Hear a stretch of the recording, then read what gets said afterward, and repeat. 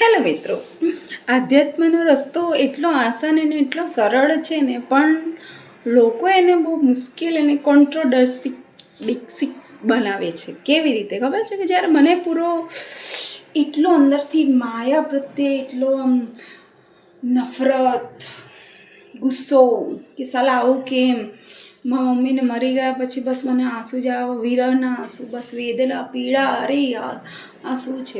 અહીંયા બધા જ લોકો એકબીજાનો ફાયદો ઉઠાવે, કોઈ કોઈનું છે જ નહીં દુનિયામાં. એટલી બધી મને પીડા.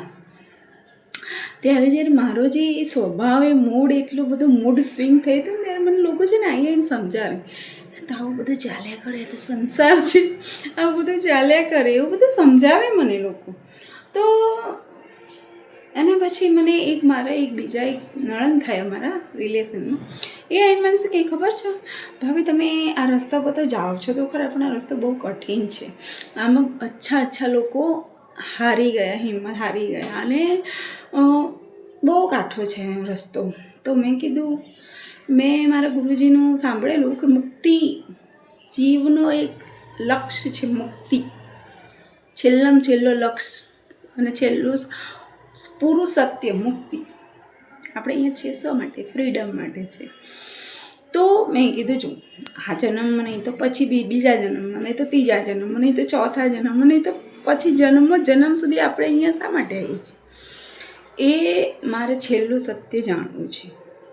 અને ભલે ને એ રસ્તા પર ગમે તેટલી પ્રોબ્લેમ આવશે, ગમે તેટલી મુશ્કેલી આવશે, કેમ કે આજે નહીં તો કાલે નહીં તો પછી નહીં તો બીજા જન્મમાં, પણ આપણે એ રસ્તા પર તો જવું તો પડશે જ. તો ચલો ને આજે જ જતા રહીએ, જો દેખા જાયગા. મેં વિચાર્યું કે સાલા હું એવું ડરપોક, એવું પંગુ માણસ તો રહીશ જ નહીં. હું જે બી ચુનૌતીઓ છે એનો મારે આજે જ સામનો કરવો, ચાલો પછી સામનો કરવો. એના માટે અત્યારે બેહોશમાં રહેવું પડે. અને સાલો જે બી માણસ હોશમાં આવી ગયું ને, બેહોશીમાં નહીં રહી શકે. એનો બસ એ જાણવું એટલે જાણવું. તો મેં એમને એમ કીધું, મેં બસ જવું જ છે, કંઈ પણ થાય. તો મેં બહુ અથાગ પ્રયત્નો કર્યા અને બહુ આત્મચિંતન કર્યું, મનન કર્યું કે સાલું આ છે શું? આટલા બધા આંસુ ક્યાંથી આવે? આટલી બધી પીડા ક્યાંથી આવે? આટલી બધું અચાનક મને મારી અંદર દયા, કરુણા, યા ક્રોધ, હિંસા, આટલા બધા અચાનક આટલા બધા ભાવો ક્યાંથી આવ્યા? હું બહુ સ્ટેબલ હતી લાઈફમાં. બસ મારે સવારે ઉઠવું, કામ કરવું, છોકરાઓ માટે કામ કરવું, સિલાઈ કામ કરવું, બહુ સ્ટેબલ હતી લાઈફમાં. પણ અચાનક લાઈફમાં આટલો 360 ડિગ્રીનો ચેન્જ આવ્યો મારા મમ્મીના ગયા પછી. મમ્મી આટલી બધી જે પીડા ભોગવી, 18 દિવસ આઈસીયુમાં, એ પીડા મને સતત અંદરથી ખાઈ જતી હતી કે કોઈ માણસ આટલું બી સારું હોય ને પણ બી એને આટલી પીડા કેમ? અને ચલો પીડા તો થઈ, પણ એને ત્યાં મૃત્યુ કેમ ના આવ્યું? આ બધા પ્રશ્નોના જવાબ મને અંદરથી જોઈતા હતા. સાલા એ બધા પ્રશ્નો અચાનક ઊભા થવા માંડ્યા અંદરથી, અને બસ મારા જ્ઞાન જોઈતું હતું. મારી આત્માને બસ જ્ઞાન જ સંતોષ કરી શકતું હતું ત્યારે એ સમય. બાકી કોઈની આ દેખાડો કરવાનો ભાવ કે નિગ્લેક્ટ કરવાનો ભાવ કે ઇગ્નોરન્સ કરવાનો ભાવ મારી અંદર એ જતો જ રહ્યો હતો. બસ અમારે કોઈ ઇગ્નોરન્સ જોઈએ નહીં, મારે બસ સત્ય જોઈએ, મારે જાણવું છે શું આ બધું. એ બધો ભાવ અને એ બધું જ્યારે બી આપણે એવો ભાવ આવે આપણી અંદર અને આપણે આગળ જાણવાનો પ્રયત્ન કરીએ તો પ્રશ્નો ઉત્પન્ન થાય, અને આપણે જાણવાનો પ્રયત્ન કરીએ ને તો આપણને કોઈ બી માણસ માયામાંથી છોડી નહીં દે એમને. કેમ ખબર છે કે એ લોકો બી બહુ ગહેરી માયામાં ફસાયેલા, એટલે એ લોકો આપણને રોકવાનો પ્રયત્ન કરશે. પણ આપણે આપણી અંદર પૂરેપૂરી ક્લિયરિટી રાખવાની. મારે બસ જાણવું છે જે બી હોય, મને ભલે ગમે તેટલી બી દુઃખ સહન કરવું પડશે, મૂલ્ય ચૂકવવું પડશે, હું કરીશ. મારે જાણવું છે કે મુક્તિ એટલે શું.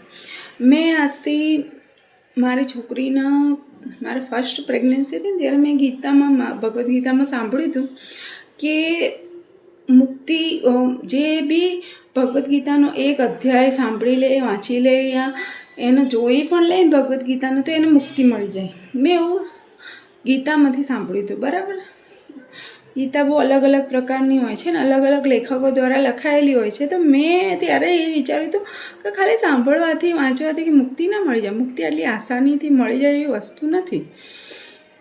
તો ત્યારે મેં છે ને બહુ જિજ્ઞાસા કરીને અને જાણવાનો બી પ્રયત્ન કર્યો નહીં ને મેં બસ ત્યારે એક પ્રેગ્નન્સી હતી ત્યારે આ એક જાતનું રિચ્યુઅલ્સ કરીએ ને આપણે એવી રીતે મેં ગીતાને વાંચીને એને ગીતાને મૂકી દીધી. મેં ત્યારે કોઈ આત્મચિંતન કર્યું નહોતું. પણ હવે મને એમ થાય છે ભગવદ્ ગીતા એટલે શું? ગીતામાં ભગવાને આટલું બધું જ્ઞાન કેમ આપ્યું હશે અર્જુનને? અર્જુનને કેમ આટલું બધું બળ હોવા છતાં બી એના હાથ પગ થરથરતા હતા?